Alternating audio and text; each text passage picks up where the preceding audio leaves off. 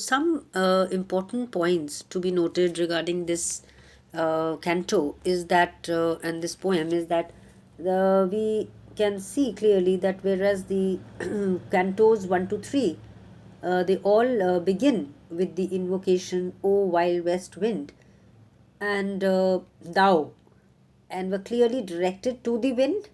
So we find that now from Canto 4 onwards, and in the 5 also, there is a change in the way it opens up, and the focus is no more on the wind but on the speaker, who says and imagines, if I were a cloud, a wave, as he says in the first few lines. And until this part, the poem has appeared very anonymous. We do not know who the speaker is, or the identity of the speaker is not clearly coming forth to the reader. And the whole focus or concentration was on the qualities of the wind and its forces, so that the author of the poem was more or less forgotten. And it becomes more and more clear that what the author talks about now is himself.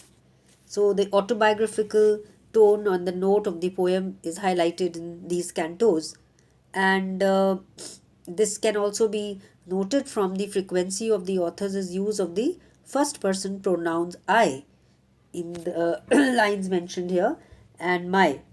So certainly the author wants to dramatize the atmosphere so that the reader recalls the situation of Canto 1 to 3.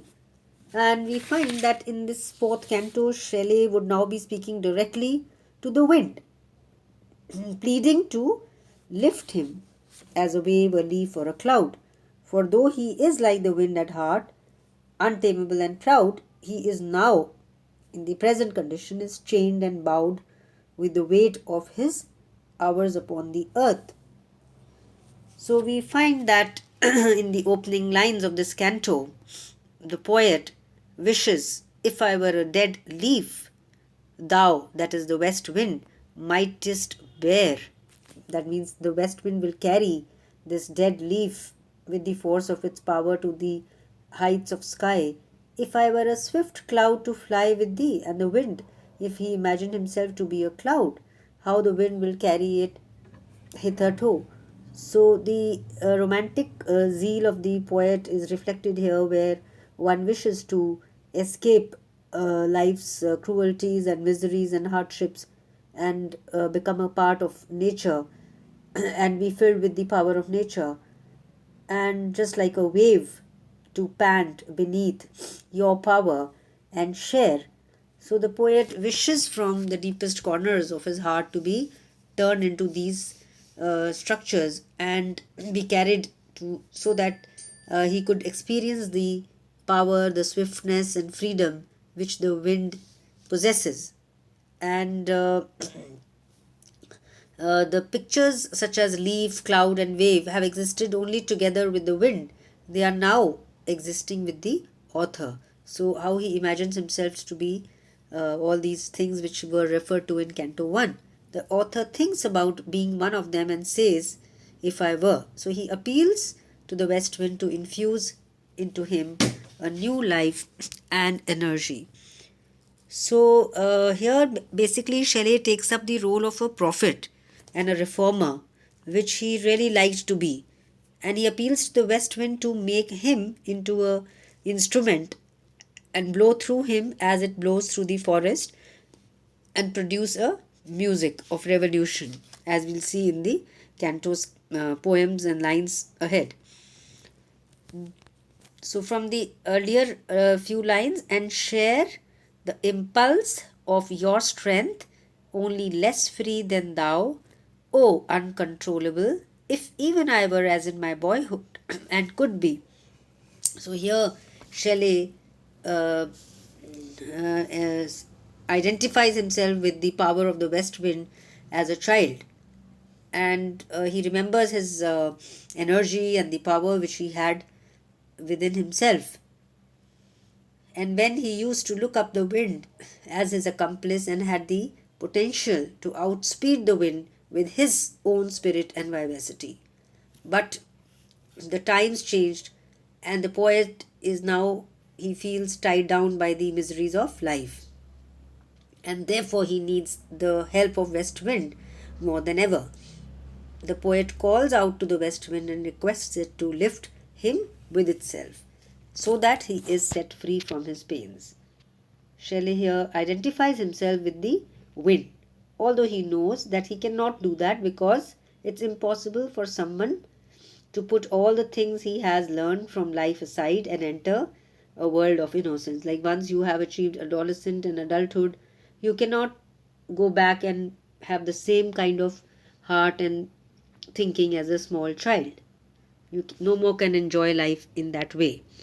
So therefore, he Shelley knows that the old revolutionary fire of his young days is no longer in him, but his brain is like an unextinguishable hearth from which ashes and sparks can still come out in the form of revolutionary ideas.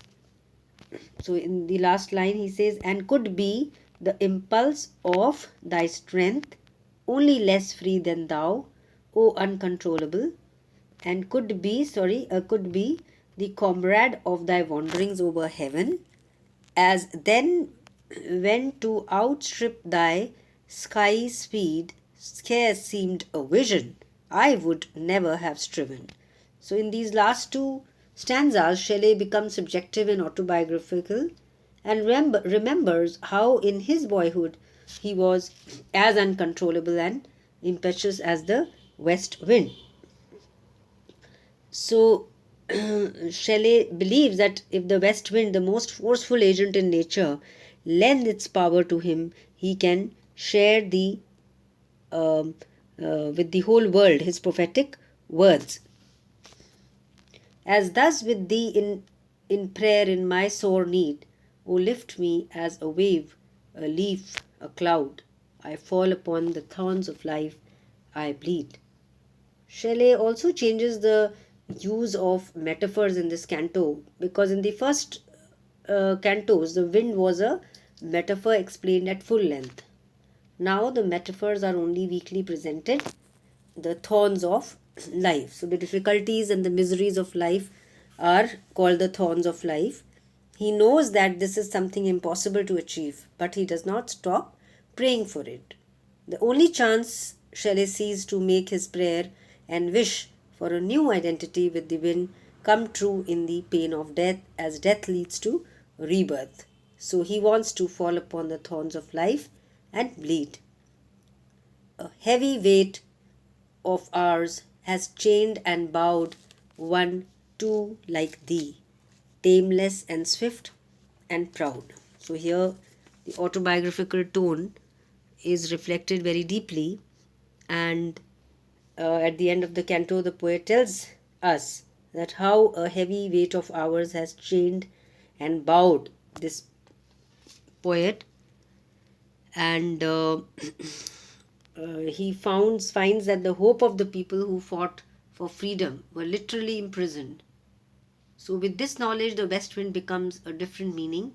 The wind is the uncontrollable who is tameless. So, we find that the ode to the west wind is infused with the very spirit of Shelley's personality. And here we find him as the lyricist, the lover of nature, the imaginative artist, and the well wisher of mankind and the prophet.